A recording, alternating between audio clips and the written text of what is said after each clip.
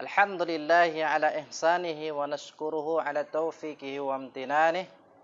Salawatullahi wa rabbi wa salamuhu ala rasulina al-karim Muhammad ibn Abdullah sallallahu alaihi wa ala alihi wa sahbihi wa man tabi'ahum bi ihsanin ila yaumiddin. Kaum muslimin, kaum muslimat yang dimuliakan Allah tabaraka wa taala, sudah bertahun-tahun kita beribadah kepada Allah subhanahu wa taala. Di antara ibadah yang Allah wajibkan kepada kita adalah ibadah puasa. Ibadah puasa ini bagian dari rukun Islam.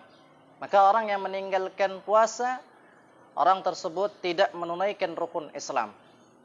Jemaah yang dimuliakan Allah subhanahu wa ta'ala, ibadah itu hendaknya kita amalkan dengan ilmu. Ya, dikatakan oleh Umar bin Abdul Aziz, man abadallah bighairi ilmin kana ma yufsiduhu akthar mimma yuslih.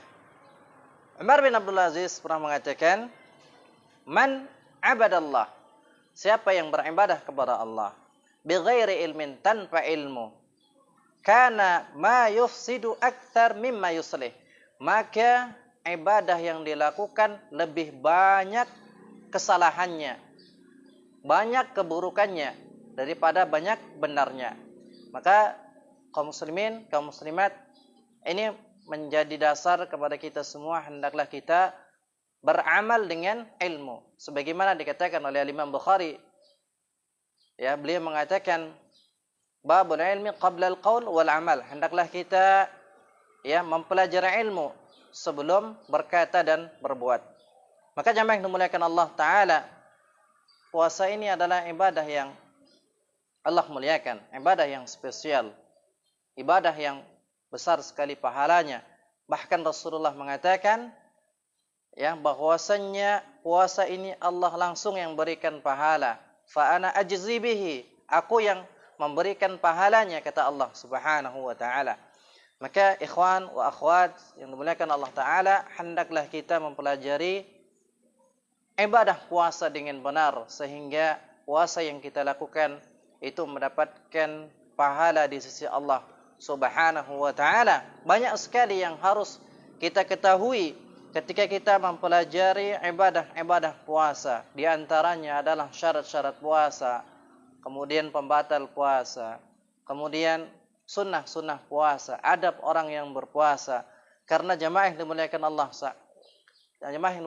taala, orang yang berpuasa itu bukan hanya menahan makanan dan minumannya, namun orang yang berpuasa itu adalah menahan dari berbuat maksiat kepada Allah Subhanahu wa taala, dan dia senantiasa berbuat ketaatan kepada Allah Subhanahu wa taala. Allah tabaraka wa taala mengatakan, ya ayyuhalladzina amanu kutiba alaikumusiyam kama kutiba alal ladzina min qablikum la'allakum tattaqun. Wahai orang-orang yang beriman, telah diwajibkan kepada kalian untuk berpuasa, kama kutiba alal ladzina min qablikum, sebagaimana diwajibkan kepada orang-orang sebelum kalian. Jadi jemaah yang dimuliakan Allah, puasa ini sudah Allah wajibkan sebelum umat Islam. Orang-orang terdahulu, agama terdahulu, umat terdahulu, mereka juga diwajibkan oleh Allah tabaraka wa taala untuk berpuasa. Maka ini menjadi bukti bahwasanya puasa itu adalah ibadah yang agung, ibadah yang menjadi andalan untuk setiap umat, sehingga setiap umat itu diperintahkan untuk melaksanakan puasa karena Allah tabaraka wa taala. Tujuan daripada puasa, kata Allah, la'allakum tattaqun, agar kalian bertakwa kepadanya. Jemaah yang dimuliakan Allah taala, ketaatan itu telah dicontohkan oleh Rasulullah sallallahu alaihi wasallam. Keimanan, amal yang menuju iman, amal yang menuju takwa, itu telah dicontohkan sepenuhnya oleh Rasulullah sallallahu alaihi wasallam. Maka hendaklah kita semangat mempelajari ibadah puasa ini, agar ibadah puasa yang kita lakukan itu bermanfaat. Ibadah yang kita lakukan itu bernilai maksimal, mendapatkan pahala dari Allah Subhanahu wa taala. Karena tidak semua orang yang berpuasa itu mendapatkan pahala. Tidak semua orang yang berpuasa itu diterima puasanya. Apa kata Rasulullah sallallahu alaihi wasallam? Man lam yada' qawla zur wal 'amala bihi falaysa lillahi hajatun fi an yada' ta'amahu wa syarabah. Orang yang tidak meninggalkan perkataan azur. Azur itu adalah perkataan yang mengandung unsur dosa. Dia berpuasa, tapi dia masih berbuat dosa dengan lisannya, masih menggibah, masih mencela. Wal amala bihi, dan dia masih mengerjakan perbuatan-perbuatan dosa.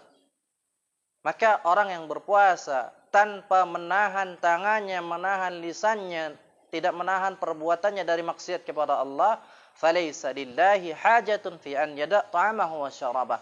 Maka Allah Ta'ala tidak butuh dengan apa yang telah ditinggalkan dari makan dan minuman.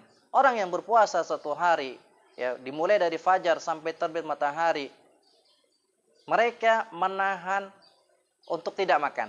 Mereka menahan untuk tidak minum.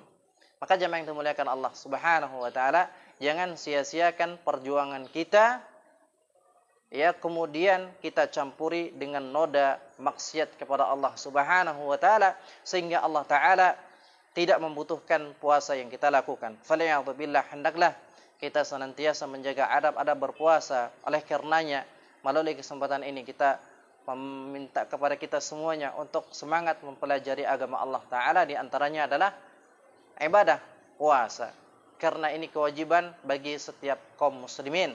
Rasulullah SAW mengatakan, talabul ilmi faridatun ala kulli muslim. Menuntut ilmu itu adalah kewajiban bagi setiap muslim. Selagi kita muslim, maka kita wajib menuntut ilmu agama. Di antara agama yang mesti kita perhatikan keilmuannya adalah kualitas berpuasa kepada Allah Tabaraka wa Ta'ala. Demikian, mudah-mudahan sedikit ini bermanfaat bagi kita semuanya. InsyaAllah kita lanjutkan di pertemuan yang akan datang. InsyaAllah kita akan membahas kitab Matan Abu Syuja'. Matan Abu Syuja' ini adalah kitab yang dikarang oleh salah seorang ulama, yang mana beliau bermadhab Syafi'iyah. Maka kita kaum muslimin yang mengaku bermadhab Syafi'i, khususnya di Indonesia, hendaklah kita mempelajari madhab beliau Al-Imam Syafi'i rahimahullahu ta'ala. Jangan sampai kita mengaku-ngaku kita bermadhab Syafi'i, tapi kita tidak pernah mempelajari kitab-kitabnya, tidak pernah mempelajari bagaimana Al-Imam Syafi'i menyampaikan pendapatnya. Maka jamaah yang dimuliakan Allah, ini adalah sebuah kesalahan, ya. Apalagi di Indonesia ini sedikit-sedikit dinisbatkan kepada Imam Syafi'i, padahal banyak amalan-amalan yang tidak Imam Syafi'i kerjakan, kemudian kita kerjakan, kemudian kita nisbatkan kepada Imam Syafi'i rahimahullahu taala. Ini bentuk pengkhianatan. Bentuk pengkhianatan kita kepada para ulama. Kita melakukan tradisi-tradisi tertentu, kemudian kita katakan ini dari Imam Syafi'i, ternyata Imam Syafi'i tidak sedikit pun melakukannya. Maka ini bentuk pengkhianatan kepada para ulama. Lalu bagaimana kita berkhianat kepada Rasulullah sallallahu alaihi wasallam? Lalu bagaimana kita berkhianat kepada Nabi kita sallallahu alaihi wasallam, yang mana Rasulullah mengatakan, "Man kadzaba alayya muta'ammidan falyatabawa maq'adahu minan nar." Siapa yang berbohong dengan sengaja?